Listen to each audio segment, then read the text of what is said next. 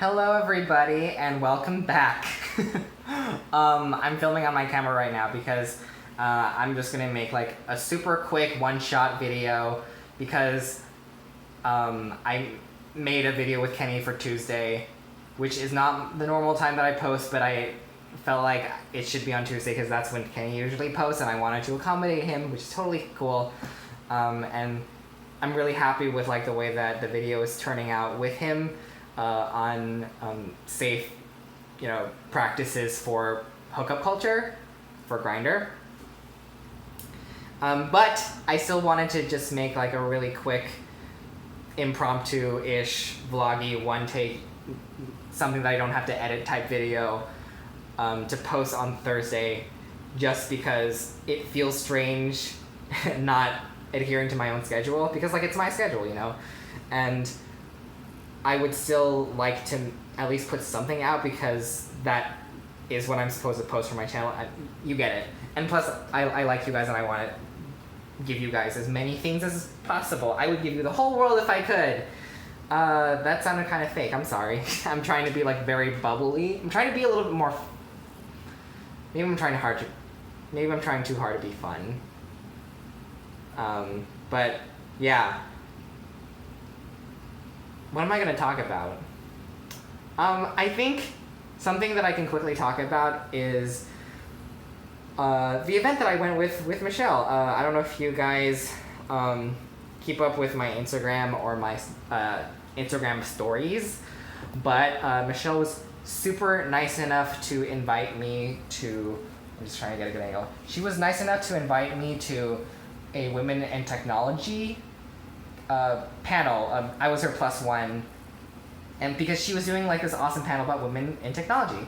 She was one of the women in technology because she is a woman in technology, and it was so cool just seeing like so many powerful women like supporting each other. And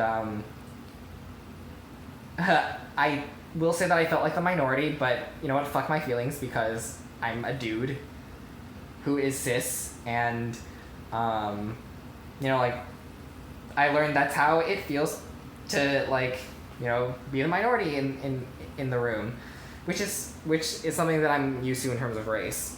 I need to readjust because my arm's getting tired. So she invited me to this awesome panel, and it was amazing, and it took place in the Soho House. I don't know if you guys know what the Soho House is. I didn't know what it was either. But it's this like super fancy ass club that has like multiple locations across the globe. A few in the US, and they have like in Berlin, and I forgot the other places, but like point is that it's super swanky. Gotta pay like a lot of money, like a couple thousand a year, I think. Something like that to like get in the club, but like again, super swanky. Really cool spaces, like there's like fancy ass restaurants that you still have to pay for that are expensive. There are like a bunch of panels and spaces and events that you can go to that are exclusive only if you're a member or if like you're a guest of a member. And what else was there? Yeah, like it's just a really beautiful place with a view and everything. Like it's literally like, I don't even know what I would call it. Like I guess it's kind of like a club. It's kind of like a upper class club. And me and Michelle, we were both like, I don't know if we would ever set foot in a space like this, commoners like us, if we weren't invited by the person who's running the panel. The panel person who was running everything, she was a She is like a very talented, multi-talented, and successful, I guess, consultant / producer for music and stuff. And like I guess she knew people at the Soho House, and so she decided to ask Michelle to... She knew Michelle like through like some other projects, and so she invited Michelle to speak there, which is super cool. And yeah, she Kathleen, she's like such a talented person. I'm so glad that Michelle let me meet her, because I definitely want to talk to her more in the future, and she just seems like a really cool and awesome person. Like, not just because like she's successful and like me knowing her will take me anywhere. Like, I wasn't thinking about that. Like, I'm not in music. Like, it doesn't really mean that much to me to like get something out of her. Like that's something that I am concerned a lot about when it comes to LA and just big cities, is that like it can feel very career oriented, and like sometimes you wonder, like, are you talking to me because like you can get something from me, or do you actually like me as a person, and can we be friends, you know? But yeah, like it was super cool. The experience was great. I don't think I would ever have done it otherwise. And you know, like you got to hear all the success stories of really successful women, and also like I heard like a really sad story from one of the women in the audience that was talking about how like even in this day and age, like, you know, women start out getting paid less, and when she finds out, like they still give her a raise, but it's still not like equal to the men's, and how like bosses tell her to smile, and just how like really fucked up it is, and how embarrassed I am for my gender. I mean, like I shouldn't be embarrassed from my gender per se. It's just that like I want to use my male privilege to make things better, because whenever I talk about race, a lot of white people think the response is like, oh my god, I feel so bad for being white. And for me, it's like me talking about race is not supposed to make you feel bad about yourself. It's supposed to just make you aware of like what's going on in the world, and so that way you can use that awareness to like go about the world more intelligently, and like actually fight these structures that are working to hurt a lot of people that don't deserve it. Like you feeling bad doesn't help anyone, you know? So like I want to channel this feeling of embarrassment for my gender into like something useful for women, you know?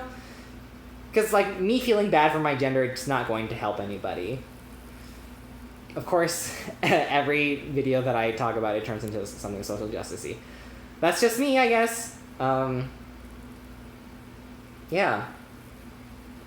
Is there anything else that I wanted to talk about? Yeah, it was just super cool. Like one of the women was talking about like an app that she made. It's called Have to Have. It's super cool. It's like you can like in certain stores you can like scan the barcodes, and it'll keep track of it to let you know it's on sale, which is super useful. I immediately downloaded it. I'm not even joking, and I'm not being sponsored by them.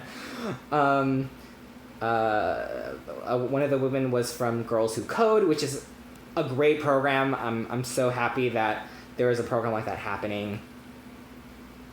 There is this woman who just does content production and content consulting on her own.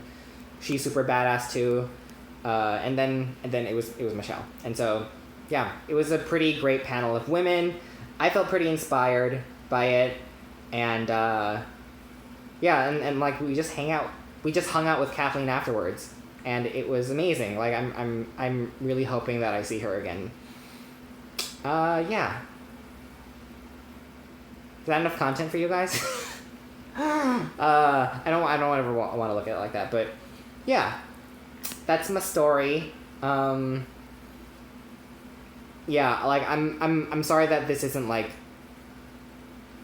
a video that was shot on my Canon and with lighting and with audio and everything like that, like usual, but I did still want to give something on Thursday, you know? Like I feel like this is a pretty good compromise whenever, like, if I in the future if I collaborate with someone, like I do want to, like, you know, work out scheduling, because like it makes the most sense when videos are released at the same time. It's not going to do anybody any good if it's like, oh, like, check out our collab when it releases like in 2 days on the other channel, because like no one's gonna remember to watch it, or like no one's gonna remember to look for it when it actually comes out. And so like it's good for it to come out both days. And so like if like in the future, if I work with someone and like I like if they don't release on my schedule and I release on their schedule, I think this is a pretty good compromise where like I at least can create something for you guys on a Thursday morning. Yeah, Thursday morning. So that way you guys don't feel like you're like hanging in the wind. We still, both me and you, we still have that feeling of like a schedule. And sorry, camera's shaking a lot.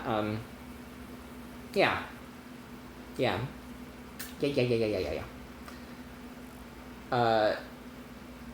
Yeah. Point is that I feel like this was just a really good compromise because I still would like to give you something. Because like whenever a YouTuber doesn't post something, I'm like, or whenever a YouTuber doesn't post on their schedule, I'm like, you could have given us something.